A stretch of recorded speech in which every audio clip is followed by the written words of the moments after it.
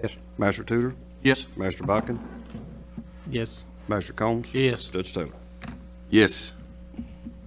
At this time, guys, after discussion on litigation in executive session, do I have a motion do I have a motion, a second, that we stay in the opioid litigation settlement, the global settlement? And just for the people that are here, you know, several years ago, we got into this lawsuit because of the opioid crisis with the drug companies, if y'all remember back. And so those consortium of law firms that we partnered with at the time have been in court, have been working on our behalf. And so this is really sort of the first action that we've had to take in some time. So. Judge, I'd like to make a motion that Madison County continues in the litigation lawsuit for the drug epidemic. Second. I have a motion and a second. Is there any other discussion? Anybody want to say anything? All right. Seeing none, call the roll, please. Master Tudor, Yes. Master Botkin. Yes. Master Combs. Yes. Master Barger. Yes. Judge Taylor. Yes. Thank you, Jenny. Thank you for keeping us up to speed on that. Or counselor, I maybe should say, is the more appropriate thing to say, sorry. First reading of ordinance 1918. This is for land use change for 1194 Goggins Lane. This is 22.4 acres from UC7 to UC1. An ordinance of the Madison County Fiscal Court, Kentucky, approving the zone change of a 22.4 acre tract at 1194 Goggins Lane, Richmond, Kentucky. And authorizing the amendment of the official zoning map of Madison County, Kentucky. Whereas the hereinafter described land is located in Madison County, Kentucky, and whereas the Madison County Planning Commission held a public hearing on Tuesday, October 7, 2019, to consider a land use change request application from UC7 to UC1. Upon presentation by the applicant and by parties in opposition to the application, findings of fact were made by the Planning Commission as described in their summary of evidence. Findings of fact and recommendation to the Fiscal Court attached hereto and made a part hereof for all purposes as follows. That the proposed land use map amendment is in conformity with the comprehensive plan for the following reasons. The comprehensive plan encourages smart growth and growth within the urban corridor. The subject property is within the urban corridor. The subject property has access to sewer, water, and transportation, which make it amendable to the smart growth as being encouraged in the urban corridor. The proposed land use map amendment would provide for the array of housing options encouraged within the urban corridor by the comprehensive plan. The single-family residential use is in conformity with the use of the surrounding property, and given the availability of water and sewer should be encouraged in this area. That the legitimate concerns of the opponents of this proposed land use map amendment may still be addressed in the site development process. Whereas the Madison County Planning Commission, upon hearing testimony, made a motion with a unanimous consent to recommend to the Madison County Fiscal Court to approve the land use change request from UC7 to UC1. At this time, do I have a motion and a second on the first reading for ordinance 1918? Motion to approve 1918 from land use change from UC7 to UC1. I have a motion to approve. Second. Do I have a second? I have a second. Is there any other discussion at this time? All right. Seeing none, call the roll, please. Master Botkin, Yes. Master Combs. Yes. Master Barger. Yes. Master Tudor, Yes. Judge Taylor. Yes. Next is first reading of ordinance 1919. This is a land use change for 1194 Goggins Lane for 39.6 acres from UC7 to UC2. An ordinance of the Madison County Fiscal Court of Kentucky approving the zone change of a 39.6 acre tract at 1194 Goggins Lane, Richmond, Kentucky, and also authorizing the amendment of the official zoning map of Madison County, Kentucky.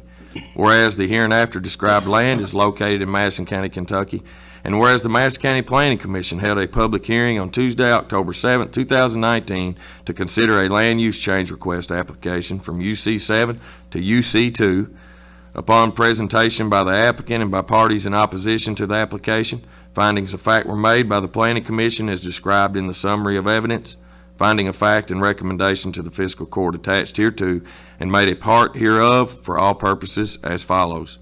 That the proposed land use map amendment is in conformity with the comprehensive plan for the following reasons. The comprehensive plan encourages smart growth and growth within the urban corridor. The subject property is within the urban corridor. The subject property has access to sewer, water, and transportation, which make it amendable to the smart growth as being encouraged in the urban corridor. The proposed land use map amendment would provide for the array of housing options encouraged within the urban corridor by the comprehensive plan.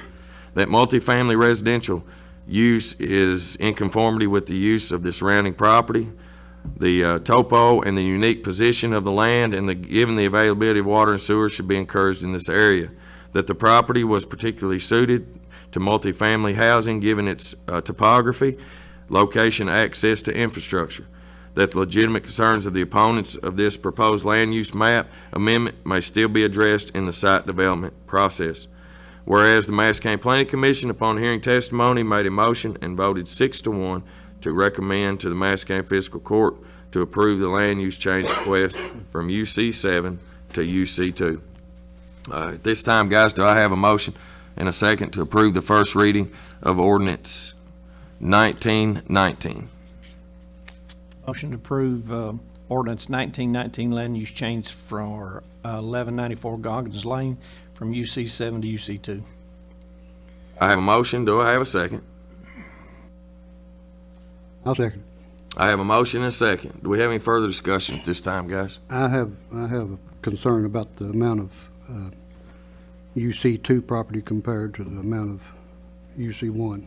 It's pretty much double, 22 acres to 39 acres. You're going to have a lot more apartments, which I feel like will have a lot more vehicles, more traffic than you would if it was just a complete subdivision. I understand they probably want some apartments too, but I think it should be equal.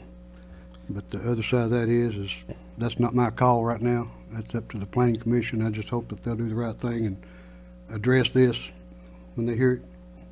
Other than that, I don't have a problem with it. Thanks, Master Barger. One thing I will comment on that, Master Barger, is that obviously at the second reading, I'm sure that both sides will, present to the court and maybe have some of those things answered or what have you. Well, you got a difference in probably 2 vehicles or 4 vehicles. So, and I'm sure they'll take that in consideration because of, that number of traffic. Not necessarily say that's gonna be correct, 2 or 4, but possibility it will be. Statistics show that. Judge, is there plans in the future to annex that into the city? I know we're right there next to the city property. Will we actually lose that to city annex? Well, that's hard for us to, it would be total speculation if we thought that. My personal opinion would be, I don't know why that the property owner would want to, but that's just my opinion. It doesn't mean anything. I would think that would not happen. Yep. Because right now it would be, I guess, 2 parcels of land, right?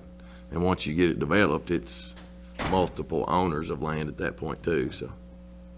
And they're being provided sewer, so I don't know what that benefit would be.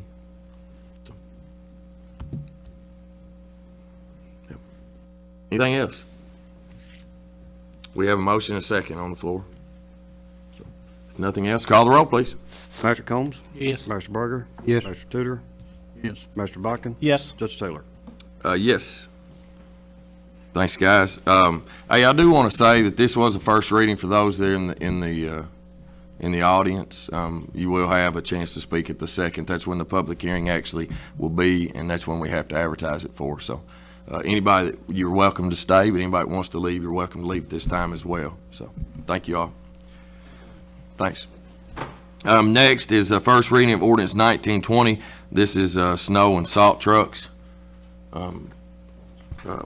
Scott, I don't think you're, I'll just read the top here. An ordinance approving the execution and delivery of a lease agreement in the approximate principal amount of $1.2 million, subject to a permitted adjustment increasing or decreasing such principal amount by up to $120,000 for the financing of the cost of the municipal snow removal vehicles, approving the solicitation of the bids for and award of the lease, providing for the payment and security of the lease and deposits for a sinking fund, authorizing the execution of various documents related to such lease, and making certain designations regarding such lease.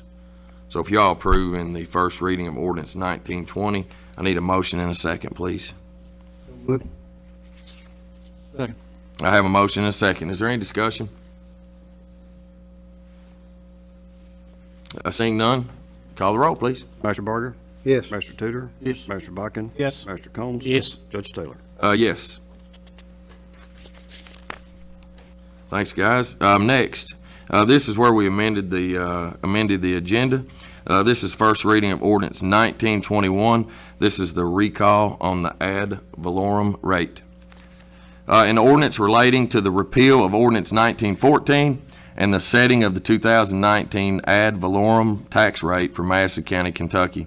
Whereas the Madison County Clerk's Office notified the Madison County Fiscal Court of the certification of the 2019 ad valorem tax rate recall petition, and whereas the petition would require the tax rate to be suspended and a vote not to occur until the general election on November the 3rd, 2020.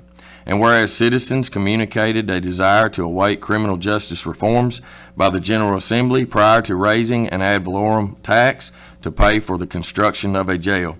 And whereas the Madison County Fiscal Court does not control the number of inmates booked into the detention center, the length of their stay, or the amount of bail they are released on. And whereas the Madison County Fiscal Court is responsible to fund the operation, housing, and medical for the detention center. Now therefore be it ordained by the Fiscal Court of the County of Madison, Commonwealth of Kentucky, the following. Section 1, repeal ordinance 1914, and Section 2, enact the 2019 ad valorem tax rate to 8.3 cents per $100. And Section 3, the Madison County Fiscal Court shall continue to advocate at the local, state, and federal level for criminal justice and tax reforms. So if I can have a motion and a second to approve the first reading for ordinance 1921, the recall the ad valorem tax rate. So moved. Second. I have a motion and a second. Do we have any discussion? Well, yeah, I have a question. Okay. But this will still go on the ballot. No. We passed today. No, Why this not? this rescinds it. Well, I don't think that's right, because these people got out here and worked very hard to get this petition. And I think we need to give them the opportunity to vote, yes or no. That's the only thing, and I've had that relayed to me by hundreds of people. And I'll ask the county attorney, if we did rescind this, can it be brought back up next year? Next year's tax rate, yeah. But if we decide to put it on the ballot in November of 2020, then it could be. Next year's tax rate, it can be. The 2020 tax rate's separate from the 2019. What would go on the ballot is only the 2019. Well, that's just my opinion, so I got one vote, and that's all I got. But there's about 7,000 more out there that sure like to vote on it, and I'd like to see them vote on it. And it doesn't affect us one way or the other. It passes, it passes. If it don't, it don't. Weren't for it the first time, Larry. No, sir, and I won't be for it again. You think the public's gonna vote for a tax increase? I don't on the know, ballot? but that's what we decided to Probably do. not. You know, I said in our opening meeting that it's subject to recall, and that's what's happened. Well, we've heard that, and we're willing to take it off the ballot, but we still have to pay for housing the inmates in other counties.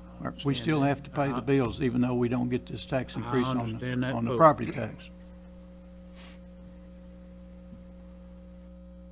Problem really didn't go away. We just don't get the money to build the jail, the way I see it. Any other discussion? It's just the first reading today. I just don't understand what, is the tax would be set to 8.3 cents. Last year's rate was 8.2 cents. And the comp rate this year was 8.0 cents. And so the 4% would have been 8.3 cents. So any other discussion, guys? Seeing none, call the roll, please. Master Tudor, Yes. Master Botkin, Yes. Master Combs, No. Master Barger, Yes. Judge Taylor. Yes. And just for everybody's knowledge, that is the first reading of that, and at the second reading, there will be advertised, and that will be time for, just as any ordinance, it'll be time for public comment. Thank you. Next is the second reading of ordinance 1917. This is a budget amendment on the CDBG grant, Kit Carson Commons. I don't really think, I think everybody's aware of this. This has been advertised. This is where we're doing the Commonwealth Kit Carson Commons project with Kentucky River Foothills, and this will be a budget amendment of $480,000. So if you approve the second reading of ordinance 1917 with the budget amendment for the CDBG grant for Kit Carson Commons, I need a motion and a second, please. Second. I have a motion. I have a second. Any further discussion? Seeing none, call the roll, please. Master Botkin, Yes. Master Combs, Yes. Master Barger, Yes. Master Tudor, Yes. Judge Taylor. Yes. Next, guys, there's going to be several resolutions with this CDBG grant for Kit Carson Commons. We're going to be going from 1929 all the way to 1935, so just bear with me and be patient as we go through all these. I think a lot of it is just the way the grant has to be done. So the first one is Resolution 1929. This is a resolution of the Madison County Fiscal Court of Kentucky relating to approval of a contract between the Madison County Fiscal Court and the Commonwealth of Kentucky Department for Local Government. If you're all approving Resolution 1929, I need a motion and a second, please. So move. Second. Any discussion? Call the roll, please. Master Combs, Yes. Master Barger, Yes. Master Tudor, Yes. Master Botkin, Yes. Judge Taylor. Yes. Thanks. Next is Resolution 1931. This is a resolution of the Madison County Fiscal Court, Kentucky, relating to certification of a drug-free workplace for county employees and officials. I need a motion and a second, please. I have a motion and a second. Any discussion? Seeing none, call the roll, please. Master Barger, Yes. Master Tudor, Yes. Master Botkin, Yes. Master Combs, Yes. Judge Taylor. Yes. Next, Resolution 1930. This is a resolution of the Madison County Fiscal Court, Kentucky, relating to legally binding agreement for the Kit Carson Commons project. So move. Second. I have a motion and a second. Any further discussion? Sure. Question, Judge, on my Dropbox, Uh-huh. I'm looking at Resolution 1931 What did I say? for the binding agreement. They're just backwards on the agenda. The numbers are backwards on the agenda. Okay. It is 1931 on the ordinance. Yeah, I've got 1931 on my ordinance, so have I read it wrong? Oh, I'm sorry. 12 and 13 need to be flip-flopped on the agenda. I'm sorry. So, Counselor, do I need to go back and start over with those two, do you think, to make sure this is correct? I think just clarify for the record that the drug-free workplace was actually Resolution 1930. Okay, so I'm gonna do a 30 there and a 31, okay, now that I see this. Okay, so yes, guys, 1930 is the drug-free workplace for all county employees and officials. And it is correct on my actual ordinance on my paper, it's just wrong on the agenda. So would our motion and second still stand, Counselor? Yes. Thank you. And then 1931 is the illegal agreement. And I think we do have a motion and a second on that. Thanks, Tom, for the clarification, for catching that. If there's no further discussion on Resolution 1931, I need a motion and a second, please. Motion to approve 19. I mean, I've already got it, We got a motion motion. second. I need you to call the roll. We right now have a motion second on Resolution 1930. We have already got a motion, a second, and approved on 1931 So. with a pass vote. Okay, time. So it doesn't matter what order you read them in. No, it's the numbers are switched on the agenda, just not the titles. The titles and the numbers don't match up on the agenda. So 1930 is your drug-free workplace. Drug-free workplace. What if we amend, All right, Just go back and start I'm gonna with start all over. 1930 on the Okay. drug-free workplace. so I'm gonna start all over. All right, on 1930. So we've got 1929 is correct with the agreement. So Resolution 1930 is a resolution of the Madison County Fiscal Court of Kentucky relating to certification of drug-free workplace for county employees and officials. So at this time, can I have a motion and a second for Resolution 1930? so move. Second. So I have a motion and a second. Call the roll, please. Master Tudor, Yes? Master Bodkin, Yes. Master Combs, Yes. Master Berger. Yes. Judge Taylor. Yes. Now, Resolution 1931 is a CDBG grant, Kit Carson Commons legal agreement. A resolution of the Madison County Fiscal Court of Kentucky relating to the legally binding agreement for the Kit Carson Commons project. So at this time, can I have a motion and a second on it, please? Have a motion? Do I have a second? Have a motion and a second. Any further discussion? Call the roll, please. Master Berger, Yes. Master Tudor, Yes? Master Bodkin, Yes. Master Combs. Yes. Judge Taylor. Yes. Next is Resolution 1932. This is a CDBG grant, Kit Carson Commons financial agreement. A resolution of the Madison County Fiscal Court, Kentucky relating for the certification of Madison County, Kentucky regarding an anti-displacement and relocation assistance plan as required under Section 104D of the Housing and Community Development Act 1974. Do I have a motion and a second for Resolution 1932? Second. Have a motion and a second. Any further discussion?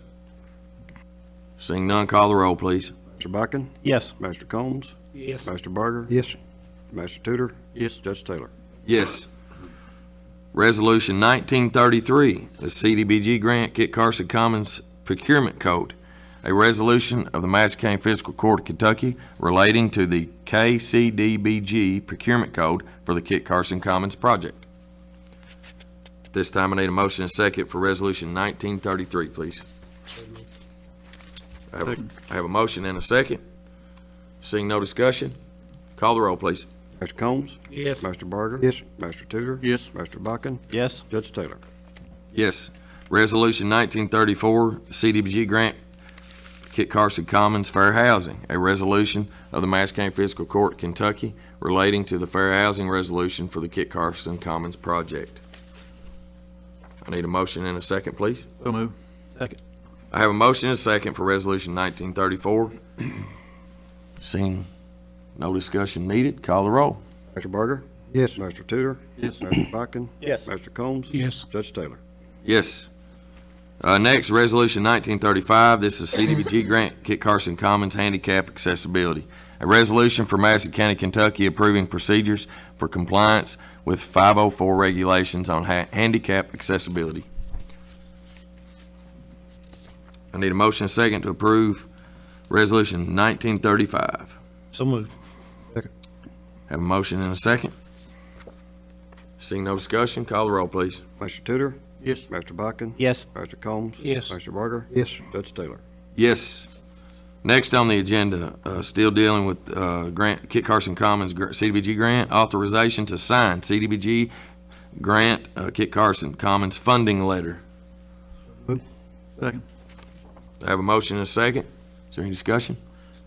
Judge, all these subtitles we just agreed on come under the $480,000 grant that we're receiving as Yes, that's my understanding. as a Yes. pass-through for the Kit Carson Commons, and these are some of the programs they'll be running through that grant. Yes. So, county is just a pass-through for this money. That's correct. Okay. That is correct. Anything else on this? Call the roll, please. Master Bodkin. Yes. Master Combs. Yes. Master Berger. Yes. Master Tudor. Yes? Judge Taylor. Yes. Feel like I just read a long proclamation. Next is a board appointment for the Health Department. It would be my recommendation to the court that we reappoint Paula Mianki as a board member to the Madison County Health Board. Move. Second that. Have a motion and a second. Her term would expire December 31st, 2003. Any further discussion? I think Dr. Bianchi does a great job with the health board. She's a well-known physician here in Madison County and worked really honored to have her on that board. It is, it's good. Thanks, John. I have a motion and a second. Any further discussion? Call the roll, please. Master Combs? No. Master Barger? Yes. Master Tudor? Yes. Master Botkin? Yes. Judge Taylor? Yes. Next is Health Department EMA Memorandum of Agreement. Good morning, Dustin.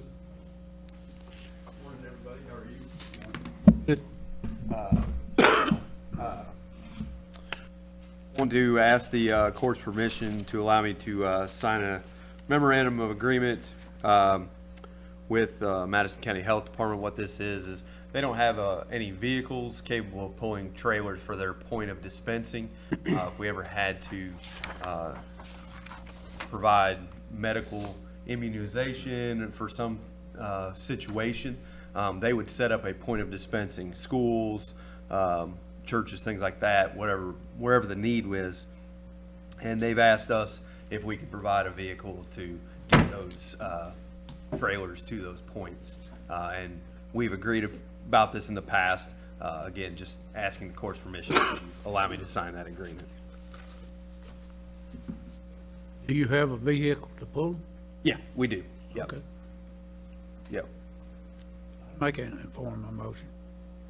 I have a motion and a second upon Dustin's recommendation to sign a memorandum of agreement with the Madison County Health Department. Any further discussion? Seeing none, call the roll, please. Mr. Barger? Yes. Master Tudor? Yes. Master Botkin? Yes. Master Combs? Yes. Judge Taylor? Yes. Next, Emergency Management Program Grant Agreement. Again, just asking the court's permission to allow the judge to sign our contract with Kentucky Emergency Management for our Emergency Management Performance Grant, our Preparedness Grant. This is, again, a yearly grant that we receive through Kentucky Emergency Management. Our allotment is just over $37,000. We budget for double that in the county budget, and then that amount is reimbursed based on what we spend if we spend it. This goes towards salary for the director, the fuel, maintenance of our emergency management vehicles, and our response capabilities for hazardous materials releases and things of that nature. If y'all approve and me signing the agreement on our Emergency Management Program Grant Agreement, I need a motion and a second, please. Second. I have a motion and a second. Any further discussion? Seeing none, call the roll, please. Mr. Tudor? Yes. Master Botkin? Yes. Master Combs? Master Barger? Yes. Judge Taylor? Yes. Thanks, Dustin. Appreciate it. Next is our pictometry contract amendment. I've broken my own rules, giving you papers. Sorry for that, but It's not digital? no, Daggone it. Sometimes things just happen quick, The don't good they? old days, ain't Yeah. Time is of the essence, right? So when time is of the essence. time is of the print- essence, you gotta do what you gotta do. Print paper. Hey, I was wondering why our PBA was here today, but I'm so glad now I understand. I brought backup this time. Yeah. This is all Billy's fault, so we're gonna correct it. As you all know, we are in a long-term investment program with Pictometry. We signed about 6 years ago a long-term deal with them to do a flight every 2 years. We are coming up on our last and final flight of that agreement. Billy was doing some work to try to better the product for his office and to make it a little better product to do assessment with. He approached Pictometry and actually has gotten them to agree to give us better imagery. What that means for us is we have to assign the contract an amendment to it. The catch to it is that no money changes, better imagery, but we have to add an additional year to the contract. I do not have the physical contract that has been amended in hand because it still sits at the desk of pictometry contract holders. And we're told it'll probably be the end of the month before it's ready. So what we're seeking today is just approval to sign that contract, let the judge sign it as soon as it comes in. Billy's going to talk to you a little bit about exactly what he's getting with that product, so you guys are familiar with what's changing in the contract and kind of what it's going to do for us. Yeah, I'll do that. The one thing we would like the county attorney to review the contract once we get that in, to make sure that the non-appropriation language is acceptable. Basically what it does is it says if you keep pushing that flight backwards until the end of the contract, you don't have to pay for anything. We are getting tremendously better imagery with this newer flight. We need that because we've got a staff of 6 people, and we've got a big county. We did over $111 million worth of new construction alone, and that doesn't include any of the reassessments. So this better imagery allows us to do some of the field work from the office, allows us to do more so that we can see backyards, see if somebody's added a pool or an addition. And so we are asking for the approval to let the judge sign the agreement when it comes in, as long as it has the appropriate non-appropriations language, because timing is important right now. The sooner we get the agreement signed, the sooner they can fly it. If we wait too long and have to come back in January, then we're starting to push into that February, March timeframe. We need to get the flight done while there's no tree coverage. So I would appreciate your consideration. So the things that are changing, I kind of just jotted them down there. The amendment to the contract will provide 2.75-inch oblique images for the entire county. The current contract is 9-inch obliques in the county, 6-inch obliques inside the city, and then we spot picked a few 4-inch. What we're getting with the amendment is 2.75 inches for the entire county. The county has actually never had that quality of image. We've always been stuck on the outskirts at the 9 inches. So this will help Reagan when he's always yelling at me, I wish I could zoom in there and see that gate. You're gonna be able to see that gate. You'll be able to see things attached to utility poles. You'll be able to see maybe some water shutoffs, those kinds of things. That's what you're getting there. The second part of it is we're gonna have a 2.75-inch ortho image. That's the top-down view when they're flying across it. That'll come out as a 3. Right now it is a 6-inch ortho in the current contract. So what we're doing is taking the 9, 6, and 4s that it's kind of scattered across the county, moving it down to 2.75, taking our 6-inch top-down view and moving it to 2.75 as well. There's no change in pricing in the contract, 0. They're going to fly this better imagery at the same price we've already agreed to. The only changes, we'll add 1 more year to this flight. But as Billy said, there is non-appropriation language in the amendment that says if the county does not appropriate funds in their budget, you are not required to make that payment. Essentially what we would do is just continue to push that flight until it goes away.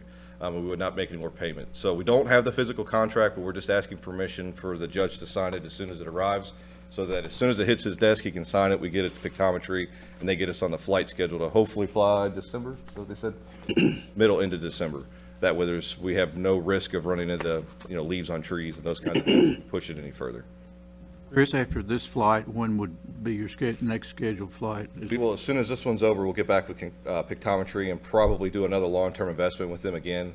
We did lose Eastern as a partner this year. They said this would be their last time to participate, but Billy and I have already been reaching out to a different avenue at Eastern. That one was through the, who was that with? It was a particular division.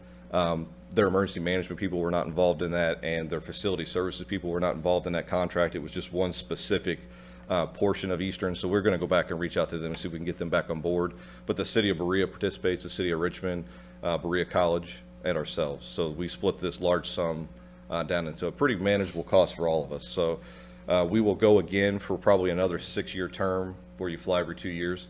So this is the final flight from 2018 that we had pushed, and now we've pushed it again until the end of December to finally get this good imagery. So to answer your question, that was a long way to get to it. It'll be 2 years to keep that rotation of every 2 years. Keep in mind that this imagery is available in our emergency responder vehicles. All the CAD maps that they use in their vehicles, this is where the imagery comes from. Fire departments and police officers can log into this through the web as well and look at the oblique images, which is what allows them to see entrances and doors on all sides of that building. They can spin the image, and now we're going to have really high resolution images. It also gets used in 911 as well. So this is a pretty important project for us to have this imagery available to us, and it's something we do in about 10 years. I think in the future they'll use drones for some of this footage. Probably not. Probably not. Probably not, no. But you're going to see, he already told us they're down to sub-inch. Yeah.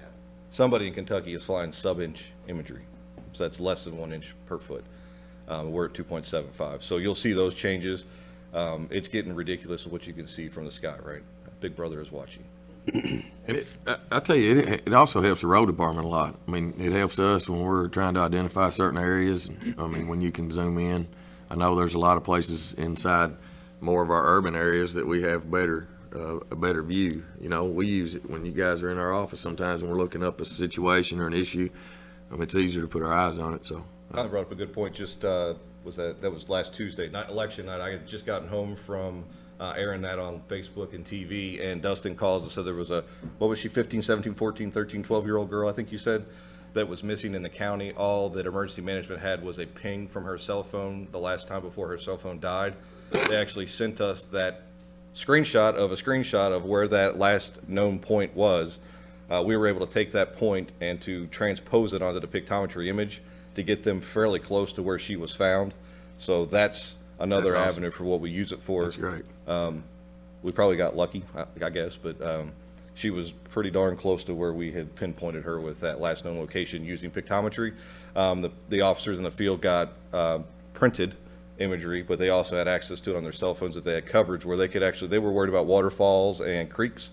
So you can see all of that stuff when the trees are off, and they're able to spin those images and zoom down into it real good. So it's a very useful tool, and in that chance, it was a life-saving tool. It's awesome. Good job.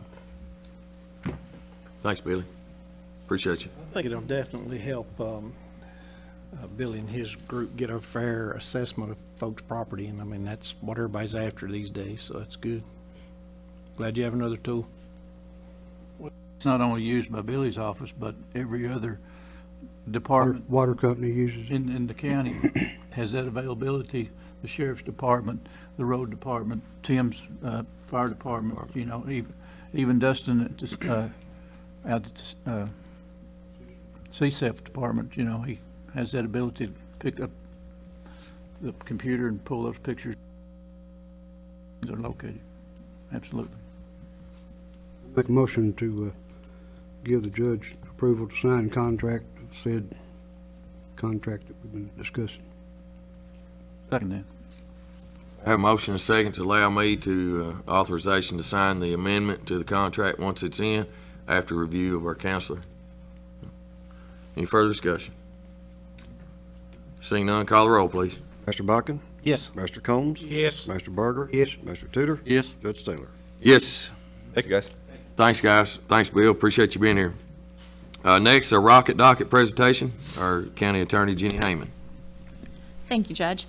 The court has just asked that I give you all a little bit of a presentation on kind of what we've done. For most of you, I'm sure you remember, when I first took office, I came and asked about being able to proceed with what we refer to as the rocket docket here in Madison County. This essentially is, for lack of a better word, a rocket docket to expedite somebody from district court on a felony charge with drug possession charges through circuit court to get them to a faster sentencing.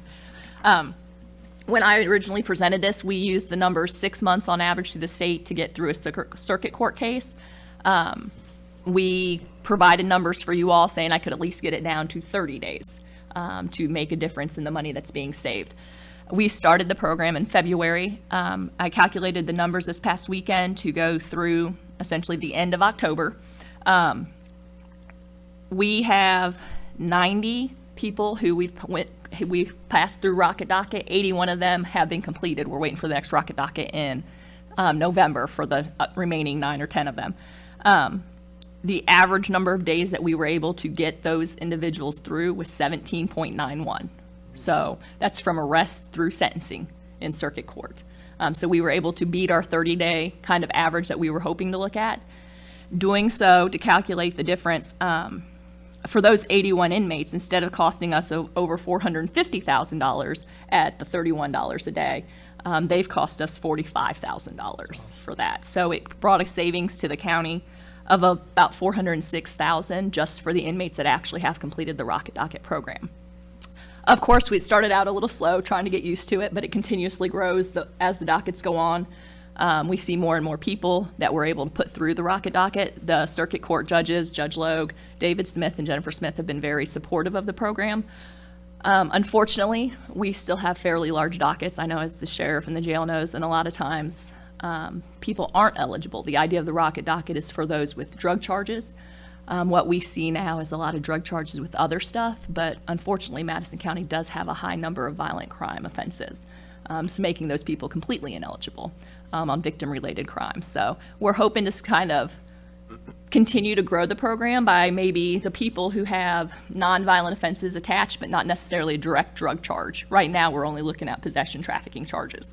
A lot of people will have possession with theft or burglary charges, things related to that we can see where the relation is, but initially would not be eligible for a rocket docket type program. So we're trying to see how we can expand to include more people just because of the success of the program, and we see how it's benefiting the county. How many was that again? How many people? We have 90 that have been selected, 81 have been sentenced. So 81 have been sentenced of 90. And then how many cases are y'all looking at, like total, I guess? So I went back and pulled the numbers for the number of indictments, because that's those are the felony cases that are actually getting indicted. And I wrote it down. Currently, there are 949 indictments, which means there's 949, roughly. It doesn't pull co-defendant numbers, so it's a little bit higher. Co-defendants would fall under the same case number. So we're looking at about 1,000 indictments already. Out of 1,000 indictments, so this year. less than 10%. Yes, at this point in time, yeah. At this point in time, in Yeah. 9 months, less than Yeah. 10% are being successful through the rocket docket program. Is that a fair assessment? Yeah, I mean, we don't count January, so, not knowing the numbers through January, I mean, it's kind of a rough estimate on that, but it continues to grow. If you look back at the hard numbers, and I didn't give a month-to-month breakdown, when we started in February, we didn't have as many. Kind of now, if you look back at October, I mean, last week alone, I had 9 rocket docket offers just on 1 week's docket. So you see, we see more of a progression kind of as it goes through. Yeah, okay, good. You gave the number, Jenny, of around 400,000 savings. 406,782.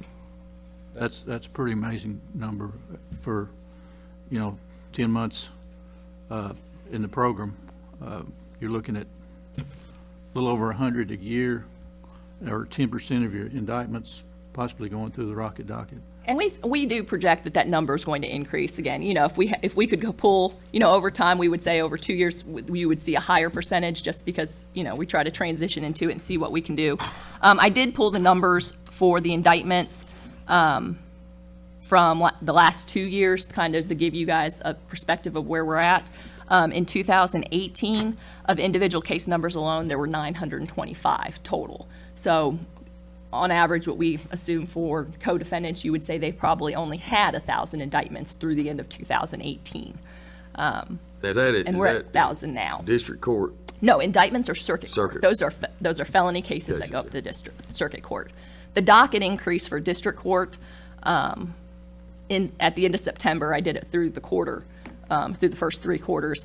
All of the dockets in district court had a 25% plus increase from last year's dockets, that 25% more caseload on each of our dockets from last year. This might be a silly question, but kind of enlighten me here a little bit. Can one person have more than one indictment against them? Oh, yes, unfortunately, Okay. yeah. Unfortunately, people reoffend. Right. So you got talking 949 indictments, so you may have 500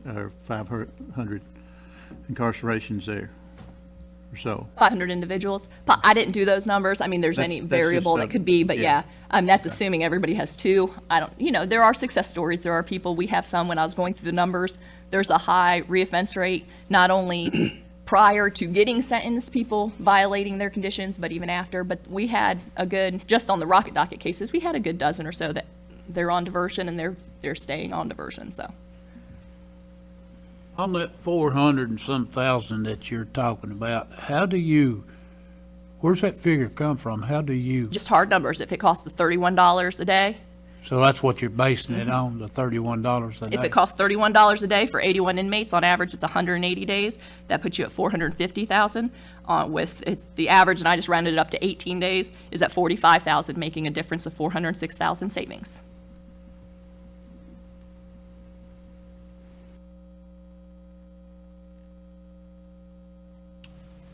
Anything else? Thanks, Jenny. It's good. That's good, yeah. Appreciate the update. Everybody good? All right, next is award bid for CSEP siren project. Good morning again, Dustin. Again, everybody. This project is to replace the sirens within Madison County, the entire county. We've received the funding through the CSEP program. As with that program, the current system has reached its life cycle. So with that, we're replacing these and looking to set ourselves up for post-CSEP so that we can continue the operation of these tools as they are. As we currently use them, we utilize them for thunderstorm warnings, tornado warnings, and then the unlikely event of a chemical release from a facility or the bluegrass chemical activity. So with that, we received 4 bids, ASC, ATI, Federal Signal, and Safer. We reviewed those bids many times with our IT department, myself, our team, and our consultant mission critical partners. After looking through that very hard, speaking with the judge and Colleen, we all feel that the best route is to go with Safer Services. We asked for many options, again, so that post-CSEP, the county and the jurisdictions within the county are set up to be able to continue these units in operation. So that being said, again, we would like to ask the court's permission to go into negotiations with Safer Services on option 1, 2, and 5. And basically that is looking at how we can either take the same number of sirens we have now or reduce them based on different aspects so that, again, we put ourselves in a good position post-CSEP to continue to fund these operations. So looking at the chart, Dustin, the companies that offered those options, Safer is actually the lowest cost estimate there on the ones that offered the options that you were willing to take. Correct, sir. Yes.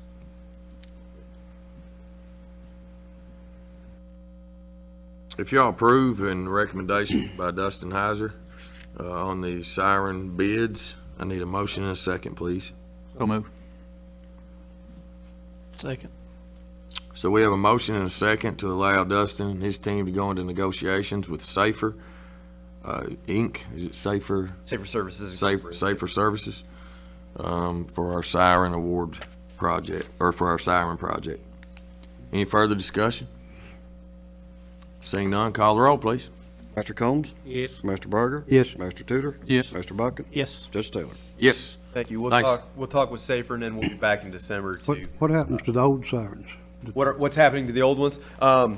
We are working with some other jurisdictions throughout the Commonwealth to provide those to them so that they can utilize them, and then those that there are not a need for in other jurisdictions are going to be turned back in to probably Safer if that's who we end up going with. Yep. Thank you. Yep. Thanks, Dustin. Appreciate it. Next is award bid for fire department equipment. Good morning, Chief. Hi, buddy. Good, you? Good. We had a bid for a Montrol auto extrication equipment.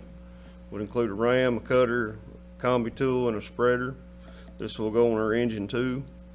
And we had one bid from Vogelpool Fire Equipment for $44,895 for the 4 pieces of equipment.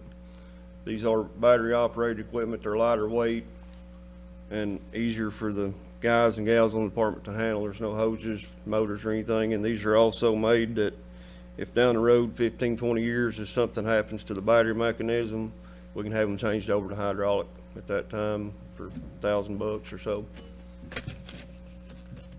And these are our second, is this our Second second set? Because we have one truck that's already We have equipped, them on correct? engine one. Yep, This will have them on both ends of the county, on both front-running engines.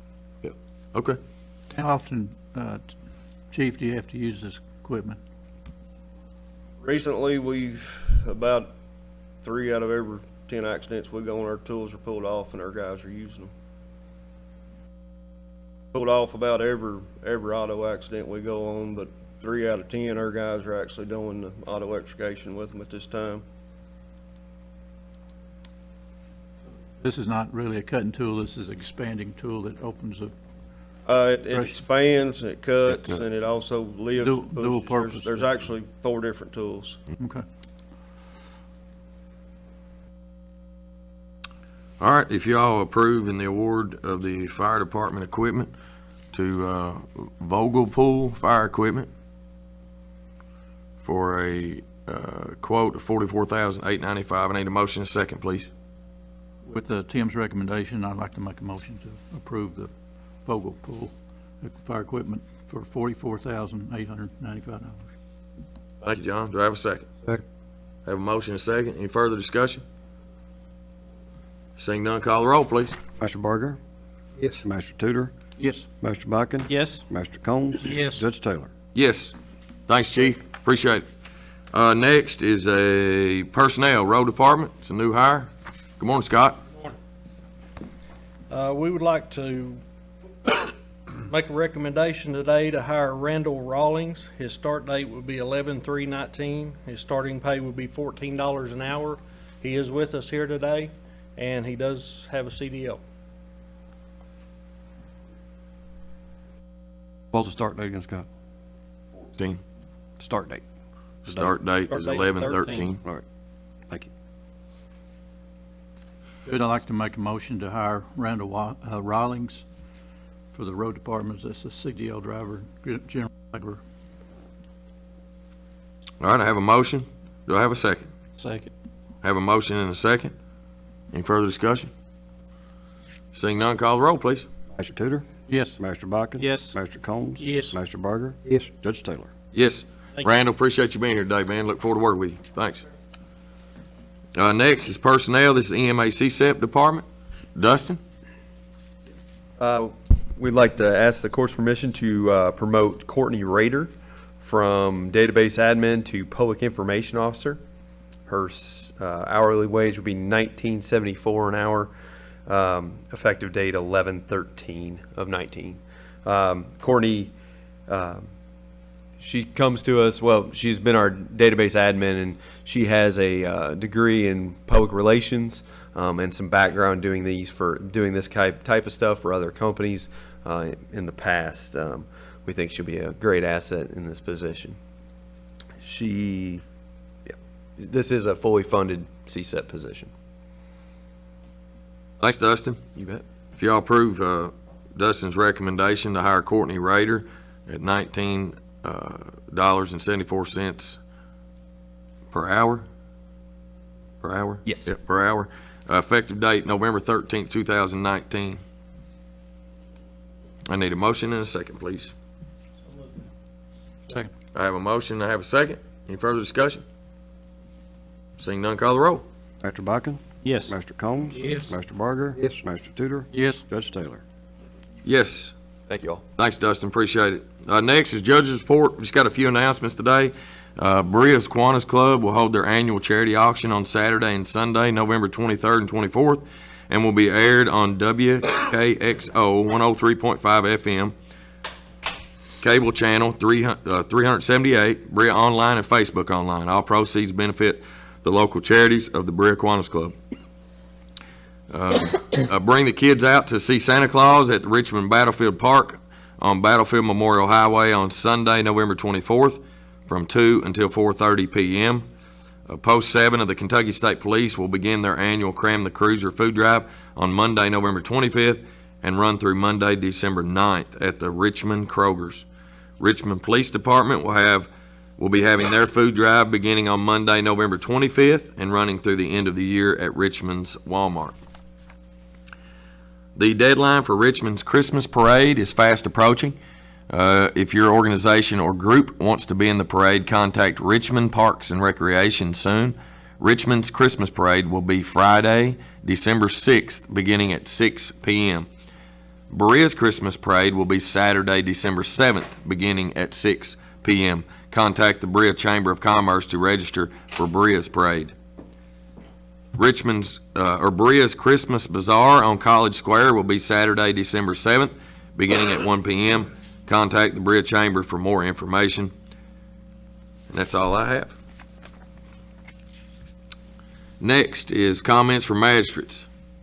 Tom?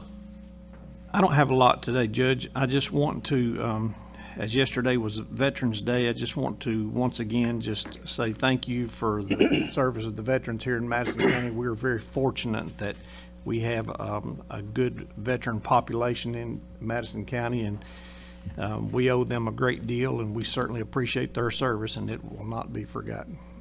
That's all I have. Thank you. Agree with you, buddy. Thank you for your service. John? Just a little mention here, the road department was out early this morning, doctoring a few slick bridges and roadways. I think Madison County Schools had school today, but I'd like to thank Scott and Willie and their crew for being out in the dark, getting some slick spots taken care of. Looks like winter's starting early, so we're going to have occurring events here as we go into winter. So just use a little extra caution out there and take your time and be careful on the roads. That's all I got to say. Thanks, buddy. Roger? Don't have anything, Judge, just good court, a little longer, but a lot of discussion. Thanks, Roger. Larry? I only have really one thing I want to ask the jailer. Did you find out anything on that we talked about 2 weeks ago about high price? What was that? On the incarceration? The home. No, there's no more feedback on it right now. What was, who's that program come through? It's from a program called Shepherd's House, and I'm actually awaiting some information from them. Only reason I bring it up is that's a big cost difference. Oh, absolutely, yeah. Actually, high price. It's not off the table. I'm pursuing it as hard as I can. I just can't go get the numbers. Okay. Other than that, I don't have anything, just glad to be here.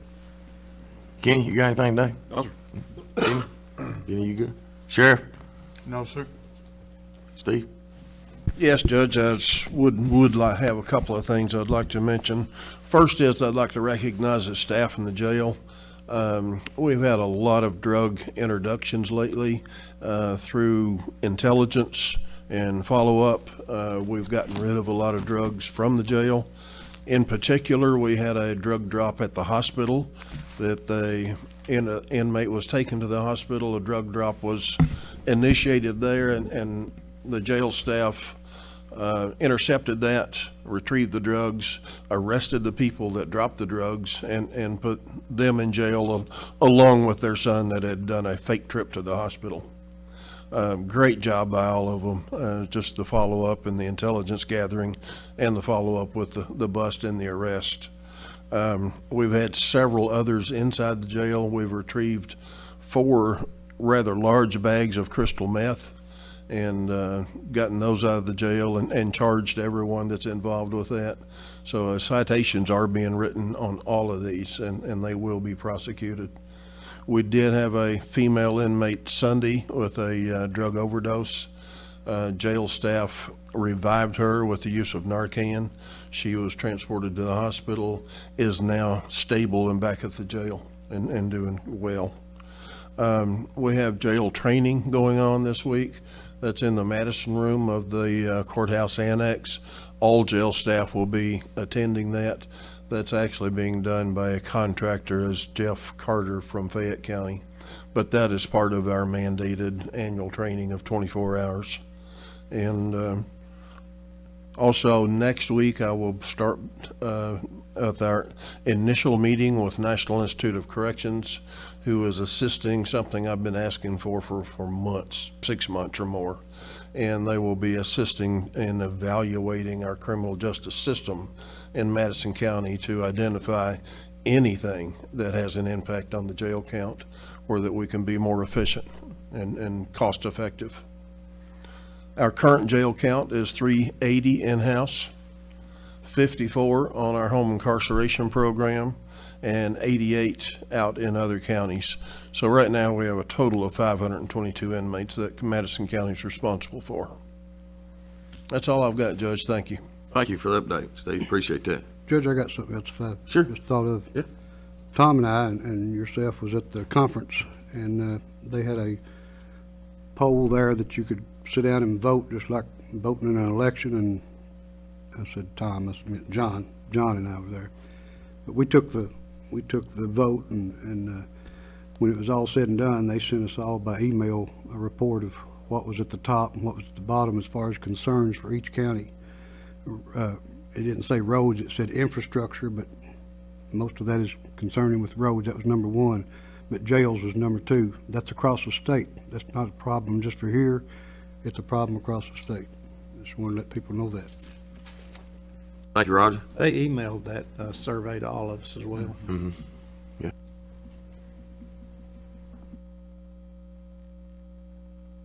Department heads, any comments from you guys?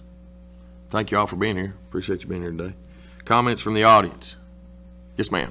If you don't care, Mary, if you don't mind, just come up and say your name. Excuse me, my name is Mary McMahon. I just had a question. Do all of our magistrates still live in their area they were elected in? They do? Okay, that was it. Thank you. Anybody else from the audience? I need a motion to pay the claims and approve the transfers. So move. I have a motion and a second.